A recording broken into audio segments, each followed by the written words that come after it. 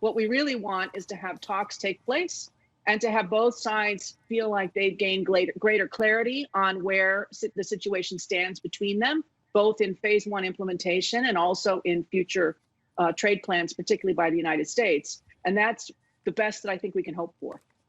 Will there be any potential for talks starting on a phase two, do you think, or is that too optimistic?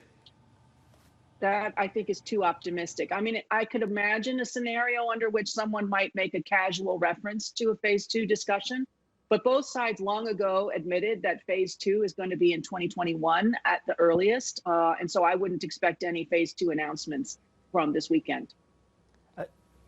Deb, we've seen tit for tat tensions ramping up over the past few months, and in particular, this executive order on social media that the president has issued, the WeChat ban, the TikTok ban, certainly perhaps impacting the optics of this upcoming conversation, yes?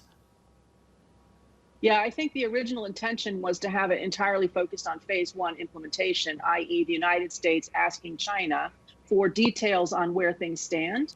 I think the Chinese are now going to be showing up with questions of their own. And in particular, they will want more clarity about these executive orders, which are broad, vague, and frankly, a bit confusing. And so I'm sure that the Chinese side will be asking for more details, what was meant by, and they will parse it word by word and sentence by sentence to figure out what is the implication of these recent executive orders by the United States.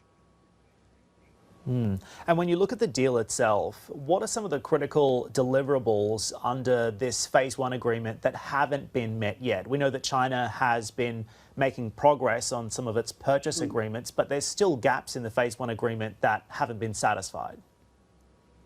Well, there's a number of challenges, but the one that has always driven the U.S. side, because Donald Trump is so obsessed with it, are these purchasing commitments. And the purchasing commitments remain significantly under where they need to be in order for the United States to say that China purchased the right amount of agricultural products, energy products, and so forth. So since those purchases remain still significantly below where they need to be to hit the targets, I think that will be a good part of the discussion. And then there will be another part of the discussion about where China stands on implementing all of the other agreements that are part of phase one that tend to be ignored, especially by the White House, but are nonetheless important around tech transfer, intellectual property rights changes, et cetera. So getting an update, a status update on where those stand, I think is going to be an important part of the agenda. But remember, this meeting is very, very short. It's conducted over Zoom or over a platform like Zoom. And when you add in translation, you actually have very little time for real discussion to take place.